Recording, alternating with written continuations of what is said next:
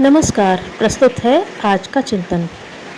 संसार की सारी साधनाओं का फल दूरगत होता है, किंतु परोपकार की साधना ऐसी साधना है सुख, शांति और संतोष के रूप में जिसका फल तुरंत ही मिलता रहता है। परोपकार से उत्पन्न संतोष की तुलना स्वार्थजन्य सुख से कदापि नहीं की जा सकती। जहाँ पहला सुख मिथ्या और प्रवंचनापूर्ण होता है, वहाँ दूसरा सत्य और कल्याणकारी होता है। जीवन में सत्य और उच्च कोटि के सुख को पाने के लिए परोपकार धर्म का पालन करना नितांत आवश्यक है। मनुष्य अपनी ही सुख सुविधा और वृद्धि समृद्धि की ही बात न सोचता रहे, वरन उसे दूसरों को भी सुखी तथा संकट रहित बनाने का प्रयत्न भी करते रहना चाहिए। ऐसा किए बिना न तो परलोक में सुख शांति मिलती है और न पारलौकिक कल्याण का निश्चय होता है। परोपकार को परम धर्म ही नहीं, परम पुण्य भी समझना चाहिए। परोपकार एवं परमार्थ से न केवल व्यक्ति का ही मंगल होता है, बल्कि उससे समाज और संसार का भी कल्याण होता है। संवेदनशीलता दूसरों की सेवा सहायता सहानुभूति का मूल आधार है।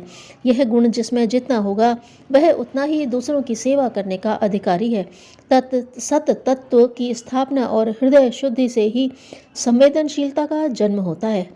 अतः सेवक को प्रारंभ में ही हृदय शुद्धि और स्वयं सत तत्व की स्थापना के लिए प्रयत्न करना आवश्यक है।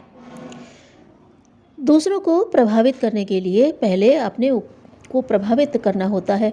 दूसरों के निर्माण से पहले आत्मनिर्माण की आवश्यकता पड़ती है। जहाँ तक जानकारियों के आदान प्रदान का संबंध है, उसे कोई भी जानकारी अपने से कम जानकारी वाले शिक्षा नहीं दे सकते। पर जहाँ व्यक्तित्व के निर्माण का प्रश्न प्रस्तुत होगा, वहाँ जलते दीपक से नया दीपक जलाने का ही प्रयोजन पूरा होगा। चरित्र निर्माण का कार्य केवल चरित्रवान और परिष्कृत व्यक्तित्व के लोग ही कर सकते हैं। यह कार्य बकवादी लोगों की उछल कूद से संपन्न नहीं हो सकता। प्रभावशाली व्यक्ति ही अपनी प्रखर आदर्शवादिता से दूसरों को अनुप्राणित करके अपना अनुगामी बनाते हैं।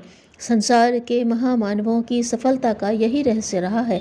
दूसरों से जो कहना था, कराना था, उन्होंने स्वयं किया। उसी कर्तृत्व का प्रभाव दूसरों पर पड़ा। बुद्ध, गांधी, ईसा आदि के असंख्य अनुयायी होने से उनकी आस्था और क्रिया में समस्वरता होना ही प्रधान कारण रही है। आत्मा और परमात्मा के ध्यान में लगने से मनुष्य की इच्छा परमात्मा की इच्छा के अधीन हो जाती है और फिर उसके सारे क्रियाकलाप ईश्वर की इच्छा शक्ति के अनुरूप चलते हैं। ईश्वर प्रदत्त स्वतंत्र इच्छा शक्ति मानव के लिए बहुत बड़ी वरदान है। उसके सम्मुख सत्य और असत्य, पाप और पुण्य के मार्ग खुले रहते हैं। उसे मार्ग चयन की पूरी छूट रहती है। यदि ऐसा न होता तो उसका जीवन एक स्वचालित यंत्र की तरह नीरस हो जाता। ऐसी स्थिति में वह प्रतिष्ठा प्राप्त न कर पाता और न महान ही बन पाता। ईश्वर को समर्पित जीवन जीने वाले लोगों का व्यक्तित्व प्रभावशाली इसलिए है कि वे सामान्य मनुष्यों को प्राप्त अवसरों से लाभ उठाकर अपने को महानता की ओर ले जाते हैं और अपने चारों ओर के मनुष्यों से ऊपर उठ जाते हैं।